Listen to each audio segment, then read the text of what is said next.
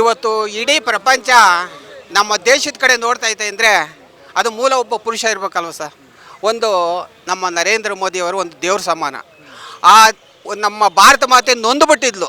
ಸುಮಾರು 70 ವರ್ಷಗಳಿಂದ ನೊಂದು ಈ ಪುಣ್ಯಾತ್ಮನ ಎತ್ತು ನಮ್ಮ ಹಿಂದೂಗಳ ಒಂದು ಸಮಸ್ಯೆ, ನಮ್ಮ ಹಿಂದೂಗಳು ಬದುಕಬೇಕು, ನಮ್ಮ ಭಾರತ ಹಿಂದೂ ದೇಶ, ಆ ದೇಶ ಉಳಿಬೇಕು ಅಂತೇಳಿ ಭಾರತ ಮಾತೆ ನೊಂದು ಇಂಥ ಪುತ್ರನ್ನ ಈ ಸುಮಾರು 10 ವರ್ಷದಿಂದ ಈ ನಮ್ಮ ಇಂಡಿಯಾ ಕೊಟ್ಟಿದ್ದಾಳೆ.